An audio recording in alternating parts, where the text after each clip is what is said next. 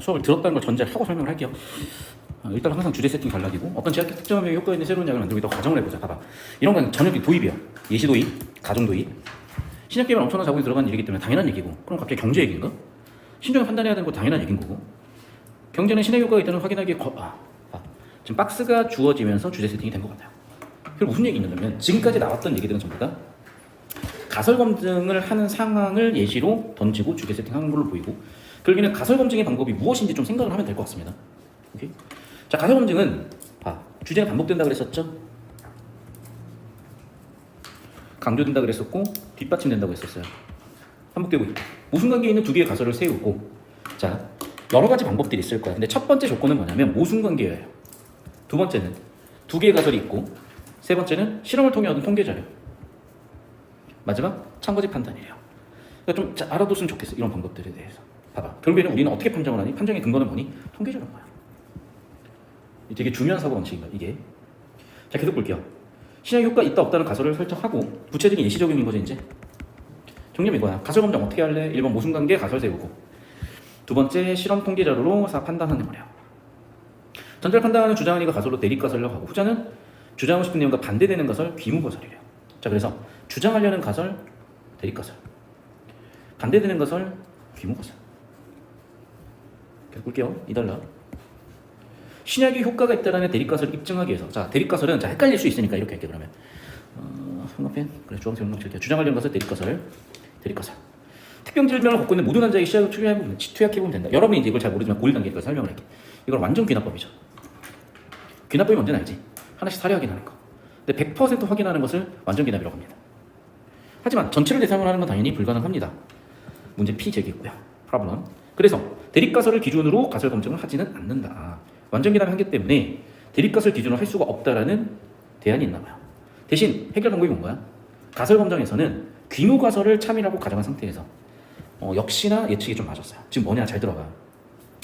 주제 세팅되는 부분이 1달러 끝부분 2달러 초원부라고 그랬었고, 결국에는 귀무 가설 가지고, 자, 잘 들어 다시. 대립 가설, 즉 주장하려는 가설 가지고는 현실적으로 완전 귀납 불가능하기 때문에 귀무 가설을 쓰겠다는 거야. 그런데 이게 나온 이유가 있죠. 여러분 기류법 배웠잖아요. 수학에서 기류법 다들 배우죠. 잠깐 기류법 설명을 좀 하고 갈게요. 그러니까 기류법이 뭐냐면, 여러분 알다시피 P면 Q이다의 조건 명제에서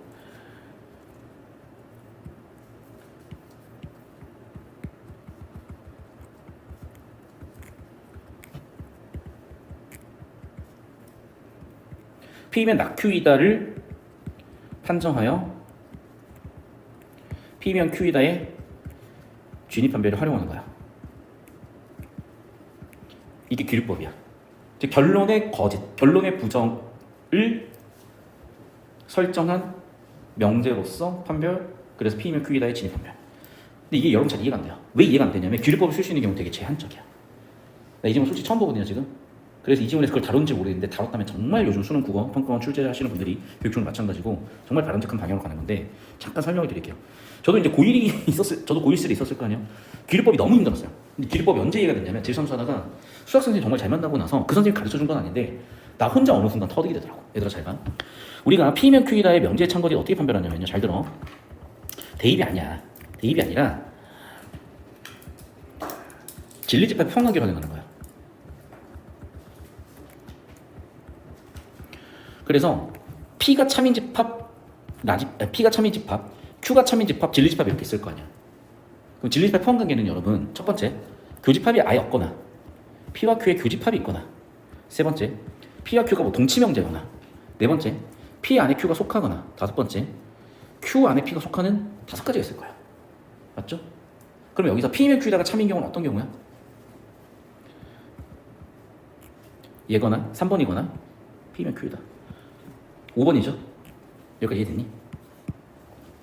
이건 다 알지? 고등학교 때 5일 때 집합 때 배우니까. 자, 그럼 봐봐. 우리가 보통 어떻게 배웠냐면, 여기서 P면 Q에다가 거짓인 이유를 어떻게 배웠냐면요, 발레로 보통 배우기도 하잖아. 여기서 발레는 뭐예요? 얘가 발레인 거죠. 여기서 발레는 뭐예요? P면 Q이다 발레. 얘가 발레인 거죠. P면 Q이다 발레. P면 Q이다. 잠깐 이상한데? 잠깐 P면 Q이다. 뭐가 발레야? P인데, 잠깐 거꾸로 썼네. P인데 Q가 아닌 애들이 발린 거잖아. 맞지? P인데 Q가 아닌 애들이 발린 거잖아. P인데 Q가 아닌 애들이 발린 거야. 그러니까 얘가 발리고 이것이. P면 Q가 다시 P는 맞는데 Q가 아닌 애들이 발린 거야. P는 맞는데 Q가 아닌 애들이 발린 거야. P는 맞는데 Q가 아닌 애들이 발린 거야. 맞죠? 얘네가 발린 애들인 거야. 이해됐어? 잘 들어 이제. 그러면 원래대로라면 이렇게 진리집합 환경을 보면 돼요. 근데 경우에 따라서는 이게 안 되는 경우도 있을 거잖아. 그래서 해결 방법으로 쓰는 게 규율법인데 배웠다시피 규율법 명제는 지금 어떻게 쓴다고 했었냐면은 P면 나 P다를 확인한다고요. 자 그럼 봐. 여기서 P면 나 P이다. 참이니 거짓이. P면 나 Q이다. 미안해. P면 나 Q이다. 참이니 거짓이. 참이죠. P는 나 Q 안에 속하잖아. 전체 입발 놓고 보면 이게 나 Q이고 P는 나 Q 안에 포함이 되잖아. 참이네요. 자, 두 번째는 P면 나 Q이다? 안 되죠. 왜 안 되니? 겹치는 거지. 그렇지. 지금 나 Q는 여기에요. 그런데 P면 나 Q이다 왜 안 되냐면 여기서는 얘 때문에 안 되는 거죠. 얘는 P이지만 나 Q는 아닌 애니까. 맞죠? 3번은 P면 나 Q이다 성립하니? 안 되죠 얘도. 주변이 다 발려줘. 얘는 P면 나 Q이다 성립하니? 안 돼. 뭐 때문에 안 돼? 가운데 있는 얘 때문에. 그렇죠? 얘도 성립이 안 돼. 마지막 얘는 P면 나 Q이다 성립되니? 이상한데? 다 안 되죠 얘? 얘만 되네 지금. 맞죠? P면 나 Q이다. P면 나 Q이다. 얘도 지금 P면 나 Q이다. 뭐 때문에 안 되니? 얘랑 좀 겹친 게 하나도 없네. 맞죠? 얘도 안 돼. 그럼 봐봐. 규율법 명제를 쓸 수 있는 경우는 어떤 경우야? P면 나 Q이다. P면 나 Q이다. 뭐밖에 없어? 여기밖에 없네. 이해됐어? 그 얘기야. 즉 집합의 포함관계는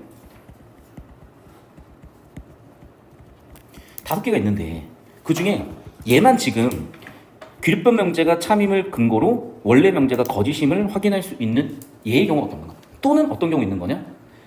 규율법 명제가 거짓이기 때문에 얘는 참이 나오겠죠. 규율법 명제가 거짓이기 때문에 얘는 참이 나왔죠. 이렇게 추정을 하겠다는 게 규율법으로 원래 명제 참거짓을 판별하겠다는 거고, 가능한 경우는 이렇게 세 가지 특정된 경우밖에 없는 거야. 근데 이게 얼마나 인위적이냐면 이 얘기는 이미 포함관계를 알고 있다는 얘기인 거야. 맞죠? 이미 포함관계를 알고 있어야만 쓸 수 있는 거잖아. 그러니까 즉 현실적으로 얘는 아닌 거야. 그럼 어떤 경우만 가능한 거냐? 이 경우만 가능한 거죠. 규율법 명제가 유일하게 참인 경우 어쨌든 거짓인 거야. 그러니까 규율법 명제가 거짓이면 무조건 원래 명제가 거짓인 거야. 즉 규율법은 언제만 쓸 수 있다? 딱 이 한 경우만 쓸 수 있다. 이게 경우의 수가 완벽하게 5가지가 다 잡히고 나서 1번만 아니네? 1번만 특수하게 서로 반대되는 진리치를 갖고 있으니 규율법 명제가 참이라는 것을 근거로 원래 명제가 거짓임을 주장할 수 있는 유일한 경우인 거죠. 그러니까 되게 제한적으로 쓸 수 있는 경우인 거예요. 이런 경우들에는 사실 못 쓰는 거야. 이해됐어? 그래서 사실은 규율법은 되게 제한적으로 활용이 되고, 그러다 보니까 여러분이 수능 문제 풀면서는 못 볼 수도 있지만 내신에서는 당연히 다르죠. 그런데 다룬다면 아까도 얘기했지만 정상적으로 다룬다면 어떤 경우야? 원래 명제는 거짓, 규율법 명제는 참인 경우만 다룰 수 있는 거야. 근데 교과서나 자습서나 혹은 뭐 정석이나 이런 문제들 가끔씩 이런 걸 건드릴 수도 있는, 그럼 니네 헷갈리는 거야 이제. 근데 애당초 이것만 정확히 가르쳐 주시면 헷갈릴 일은 없죠. 규율법 명제 참이면 원래 명제 무조건 거짓이다. 끝. 이해됐어? 근데 이걸 원리를 설명하는 수업을 나는 들어본 적이 없어요. 왜 그러냐면 수학하는 선생님들은 되게 수학을 직관적으로 처리하는 경우가 많아요. 왜냐면 말로 설명하기 한계가 많거든. 그러니까 프리과정을 직관적으로 놔두니까 애들은 직관적으로 받아들일 수 있으나 논리적으로 언어적으로 설명이 안 되는 측면 때문에 어려워질 수 있었던 거고, 아마 그래서 이걸 언어적으로 풀려는 그런 지문 아닐까라고 한번 저도 예측을 한번 해볼게요. 그래서 기무가설이 참이다. 기류법 명제 참이면 그러네. 원래 명제 거짓이잖아. 맞잖아요. 여기 나와 있는 기류법이 참이면 원래 명제 거짓인 경우네. 그 얘기 바로 나왔네 진짜. 자, 참이라고 가정을 한 상태에서 일반적인 투약의 자료를 얻은 바탕으로 확률을 근거해서 기무가설의 기강 여부를 결정한다. 시장 효과가 없다라는 기무가설 아래 투약을 했는데 관찰한 결과 병원적인 경우 많았다고 하죠. 즉, 봐봐. 여기서 기무가설이 지금 뭐냐면 신약 효과가 없다죠. 그런데 봐봐. 병이 호전된 경우가 많았어? 발린 거죠. 그러면 규율법 명제가, 즉 기무가설이 거짓으로 판별한 거죠. 규율법 명제가 거짓이니까 원래 명제를 참이라고 보겠다는 거잖아요. 맞니? 근데 봐봐. 규율법 명제가 거짓이니까 원래 명제를 참이라고 보는 경우는 아까도 얘기했지만 사실은 상당히 제한적인 경우라니까. 2가지 경우밖에 안 되는 거예요. 맞지? 그러니까 이게 사실은 그래서 좀 한계가 있는데 어쨌든 어떻게 다루는지 계속 봅시다. 한편 신약의 효과가 없다라는 기무가설 아래에서 투약을 했고 실제로 맞아요. 즉 기무가설이 참이야. 규율법이 참이면 당연히 원래 명제는, 여기서 원래 명제는 뭐라고 그랬지? 대립가설. 대립가설은 당연히 거짓으로 판별하겠죠. 됐니? 그 얘기인 거예요 지금. 결국 이 단락에 나와 있는 내용은 제가 여기서 설명해드린 이 내용이에요. 그래서 구조도나 내용에는 이걸로 제가 대신을 할게요. 이거 봅시다. 3달러. 자, 경영자가 의사결정을 하는 과정에는 두 가지 오류가 발생할 수 있다. 갑자기 또 오류? 자, 오류라는 건 큰 문제니까 주의 세팅이 될 것 같고요. 기문가설이 참인데도 불구하고 기문가설을 기각하는 결정을 내린 것 일종 오류라고 한다. 갑자기 무슨 일일까? 앞선 예에서 실제로 약효가 없는데도 약효가 있다고 판단하는 예시. 그리고 기문가설이 참이 아닌데 기문가설을 기각하지 못하는 결정을 한 것은 이종 오류라고 한다. 자, 지금 이거는 여러분 구조도를 그리셔야 될 것 같아요. 왜냐하면 그래야 경우수가 안 헷갈려요. 좀 이따 문제풀이 들어가서 구조도 그릴게요. 예시로는 약효가 있는데 약효 없다고 판단하는 거. 그러니까 지금 일종 오류는 약효가 실제로는 없는데 있다고 판단한 거고 있지만 없다고 판단한 거고. 자, 이런 오류는 판결로 나타날 수가 있는데 피고 유죄라는 대립가설에 채택되기 전 피고는 유죄라고 가정을 하고 판사는 확보된 증거를 바탕으로 기본적인 영역을 판단해야 되는데 자 봐봐. 벌써 여기서 원리 잡아가지고 법 적용했잖아요. 얘는 구조도 안 그리면 헷갈려서 터져요. 그러니까 얘는 이렇게 논리적으로 튀어나오면 얘는 무조건 구조도 그리는 게 훨씬 깔끔한 게 이거 줄글로 설명했다고 생각해봐. 이거 벤다이그램 그려주니까 바로 이해된 거예요. 이해됐어? 그러니까 논리는 이렇게 벤다이그램이라든지 도식화를 통해서 여러 가지 도구를 통해서 설명했을 때 훨씬 이해가 쉽기 때문에 이거는 구조도 좀 이따 무조건 그려야 되는 부분인 것 같습니다. 4달러 가고 있습니다. 그러면서 주제 세팅은 일종 오류로 갔습니다. 자, 왜 그런지 생각을 해보니까 일종 오류는 다시 한번 얘기하자면 약효가 없는데 있다고 했으니까 가짜가 돼버리는 거네 진짜. 맞죠? 결과적으로 어떻게 되는가? 신뢰를 잃는다. 왜? 실제로는 효능이 없는데 오류로서 효능이 있다고 됐으니까 결국에는 어떤 일이 벌어지냐면 사실상 뭐 기망이 될 거 아니야. 그러니까 결국에는 신뢰를 유형까지 가겠죠. 또 죄가 있는데 무죄 판결을 내리는 것보다 그렇죠. 무고한 사람이 깜빵되면 얼마나 억울해. 그래서 일종 오류의 사례로서 두 가지가 나온 거죠. 결과적으로 신뢰를 잃거나 결백한 사람이 유죄 판결을 받는. 그런데 한계가 생기죠. 어떤 한계? 동시에 줄일 수가 없대요. 왜 그런지 충분한 설명은 안 됐어. 근데 이것도 경우에서 보면 될 것 같고 나중에 설명드릴게요. 어쨌든지 간에 그럼 어떻게 돼야 되겠어? 그렇죠. 대안은 뭐냐면 이종 오류를 차라리 늘리는 게 나을 수도 있을 것 같은데 어쨌든 그 얘기를 했어요. 그래서 일종 오류와 이종 오류는 서로 양립할 수 없고 한쪽이 많아지면 다른 쪽이 적어져. 다른 쪽이 많아지면 다른 쪽이 적어지는. 그래서 해결 방법으로 보겠어요. 그렇죠. 일종 오류를 최대한 줄이는 방법으로 가야 되겠죠. 예를 들면 어떻게 될까? 5%였다면 100번 시험이 5번으로 일종 오류가 발생한 우연히 일로 보고 대립가설을 채택하지만 이놈 성은 기립검을 기록하지 못하는 해법 구체적인 원리를 제시한 거죠. 그래서 유의 수준을 기준으로 기문가설의 참고치를 판단한다는 거죠. 역시 여기도 구조도 그리는 게 편할 거야. 왜냐하면 이렇게 경우의 수가 많아지는 논리 성격의 지문들에서는 구조도를 그려버려야 다양한 경우의 수가 해소가 되고 한눈에 보이기 때문에 판단이 쉬워지고 여기 있는 이 벤다이그램처럼 한눈에 이해가 된다는 거예요. 그래서 구조도를 그리라는 겁니다. 아시겠어요? 자, 그러면 캡처해서 올려드릴 테니까 여러분 지금 바로 필기 다 하시고 구조도를 그릴 건데 구조도는 뭐랑 뭐만 그리시냐면 3단락 하고요 3, 4, 5단락 다 그려야 될 것 같아요. 3, 4, 5단락 그리는 김에 2, 3, 4, 5단락 다 그려볼까요? 자, 그려봅시다. 캡처해서 올려줘야 되니? 네. 너희 고1 전체 단톡에 올라와 있습니까 혹시? 어디 단톡 어디 들어와 있어? 저 2, 3, 5, 그 5일에도 올라와 있어요.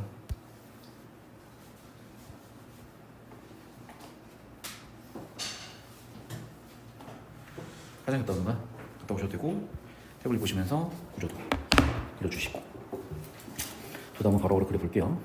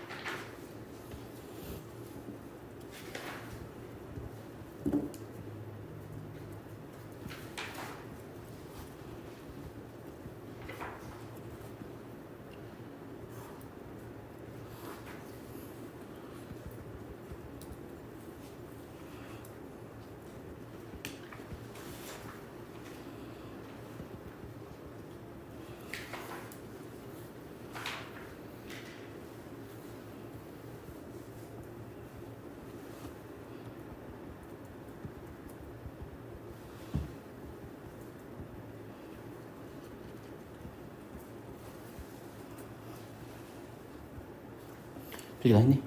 자, 구조도 그릴 줄 아니? 수업 원래 들었어? 저 아, 오케이. 자 봅시다.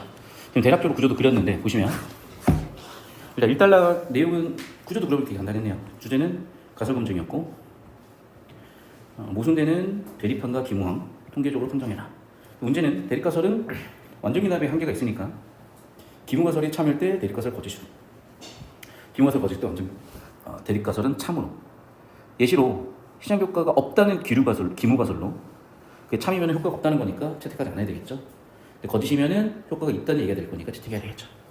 그런데 문제는 이제 1종 오류, 2종 오류에 대한 거고 그게 표를 그리다 보니까 다시 한번 그렸어요. 그래서 1종 오류는 기무가 참일 때 거짓으로 옳은 판정을 하는 거, 2종 오류는 기무가 거짓일 때 참이라고 잘못된 판정을 하는 거. 그래서 신약에 대해서 판결에 대해서 각각의 표를 그려서 정리해놨습니다. 됐나 여기까지? 자, 그러면 이제 훨씬 판단은 좀 쉬워질 것 같아. 일단 여기까지 표를 그렸고 정답이 이제 1번부터 주제구조 잡으면서 보일 거야. 봅시다 일단. 1번 문제. 기무가설을 기각할 때 서로 설정하는 건 없어. 맞죠? 기존에 있는 대립가설은 이미 기존에 결정되어 있는 거죠. 맞죠?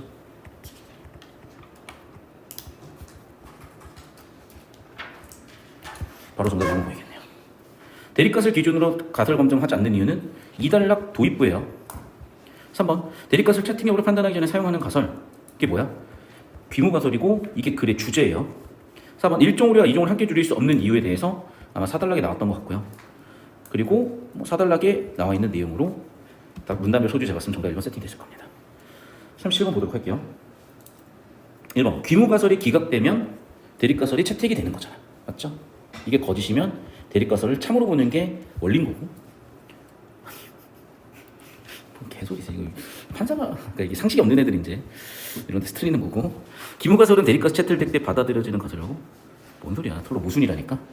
야, 지문 개 어려운데 진짜 답은 그냥 4번 선지. 귀무가설은 참과 거짓을 알기 전까지 거짓으로 간주한다. 그러니까 봐봐 지금 아마 이 내용 같은데요. 판결이 나오기 전까지 뭐로 본다는 거야? 무죄. 맞아? 판결이 나오기 전까지는 무죄. 귀무가설은 그럼 참으로 보는 거죠. 봐봐 여기 구조를 잡으라고 그러니까 판결이 나오기 전까지는 무죄잖아요. 일단 귀무가설이 참인 경우잖아요. 대칭이 되잖아요. 이렇게 구조를 잡았으면 참이라고도 보겠네요. 4번 선지 보겠습니다. 신약 개발을 하는 경영자가 채택하고 싶은 것은 대립가설. 그래야 약효가 생겨서 팔아가지고 이득이 될 거니까. 역시 1단락 주제 세팅으로 보였겠네요. 그래서 38번 보도록 하겠습니다. 그래 봐봐. 너희가 중학교 2학년 때 배웠었던 조건방률이야. 조건방률 이렇게 표를 그리잖아. 너희가 이과를 가면 확통을 안 할 거겠지만 그래도 근본을 알고 있어야 되니까. 그래서 기무가설이 참일 때 기무가설은 당연히 기각 못함이 돼야 되지만 기각하는 거 봐봐. 기무가설이 참일 때 기무가설을 거짓으로 판정한 거는 1종 오류잖아. 맞죠? 그러니까 C는 1종 오류네. 반면에 기무가설이 거짓일 때 참이라고 잘못 판정한 거. 기무가설이 거짓일 때 참이라고 잘못 판정을 했어. 기무가설을 참이라고 결정을 했어. B가 2종 오류네요. 맞죠? 결국 표로 쓰면은 바로 그랬겠죠. 1번 실제로 피고인이 죄를 저지르지 않는 것은 A와 C의 경우에 해당한다. 참이니까 뭐지? 조건방률인 거야. 그쵸? 자 봐봐. 귀무가설이 참이야. 그럼 무죄인 거잖아. 기무가설 기각 못하고 그대로 인정했으니까 A 무죄 맞죠? 1종 오류도 무죄 맞죠? 1번 선지 괜찮네. 그러면 2번 선지 볼까요? 경영자가 신약 효능이 없다고 판단한 거, 약효가 없다고 판단한 거 1종 오류 맞죠? 그러니까 C의 경우죠. 다시 잠깐만. A와 B의 경우라고? 다시. 지금 기무가설의 결과 실제로는 판정으로 가니까 여기로 가야 되는 거네. 이쪽. 그렇죠? 판정하는 거는 2종 오류일 때 약효가 없다고 판정하는 거죠. 2종 오류니까 일단 B겠죠. 됐니? 그리고 봐봐. 기무가설이 뭐라고? 약효 없음이야.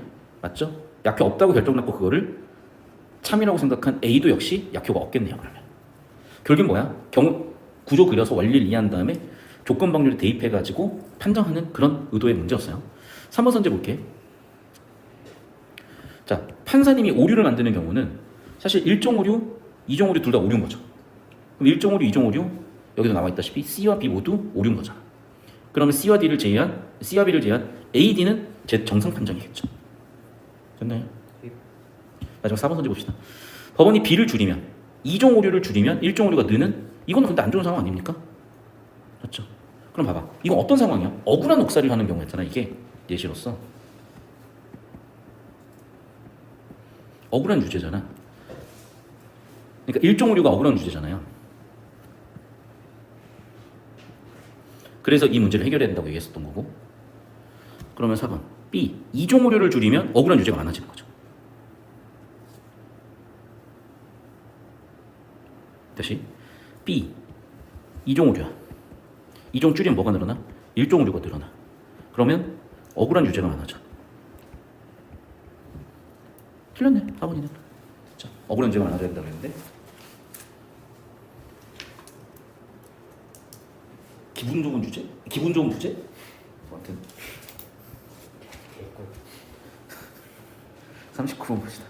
기억에 대한 설명. 기억 어딘가? 기억이 유의 수준. 그러니까 1종 오류를 낮춰라. 맞죠? 1종 오류를 낮추는 방법에 대한 거죠. 그렇죠. 1종 오류 낮춰야 인권 관련된 문제 해결되는 거니까. 맞죠? 그래서 기억이 높아질수록 1종 오류가 줄고 그러면 당연히 억울한 억살을 하는 사람들 주는 인권이 괜찮아질 것이고. 기억이 작을수록 거꾸로 썼네. 자, 2번 문제 봅시다.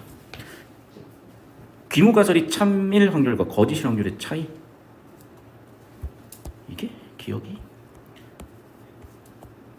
1종 오류가 발생 확률의 최대 범위. 1종 오류가 발생할 확률의 최대 범위. 다시 기억은 1종 오류 발생 확률의 최대치예요. 귀무가설이 참일 확률. 귀무가설이 참일 확률. 아이고 씨. 뭔 얘기야? 다시 귀무가설이 참일 확률과 거짓 확률의 차이. 귀무가설이 참일 확률, 거짓 확률의 차이. 이거 좀 이따가 발칙을 좀 판단해 봅시다. 판단이 좀 안 돼서. 3번 문제 봅시다. 값을 낮게 설정할 경우. 낮게 설정할 경우. 대립가설 채택 확률이 높아진다. 자, 봐봐. 지금 1종 오류가 줄어드는 거잖아요. 1종 오류가 줄어드니까 1종 오류가 줄어든다는 거는 실제로는 약효가 없는데 있다고 판정할 확률이 줄겠네. 맞아? 자, 봐봐. 1종 오류의 결과 선택한 가설은 대립이야, 귀무야. 봐봐. 귀무를 거짓이라고 판정을 했잖아요. 그러니까 대립을 채택한 거고. 맞아? 1종 오류 확률이 줄면 당연히 이런 오류도 줄겠지. 맞죠? 그럼 확률이 줄겠네. 맞네. 그러니까 완전히 표 그려가지고 표로 계속 처리해줘야 되는 거지. 이걸 발췌도로 들어가면 풀 수가 없었던 거고, 우리가 배웠었던 주제구조 잡는 방법으로 가장 말끔하게 풀 수 있는 그런 지문이었던 것 같아요. 그래서 구조도 바탕으로 오늘 수업 제 영상 다시 돌려보시면 내용 이해는 되실 거고, 제가 중간중간에 좀 넘어간 내용이 있지만 이 내용도 결국에는 구조 잡으면은 어렵지 않게 풀 것 같습니다. 캡처해서 올려드릴게요.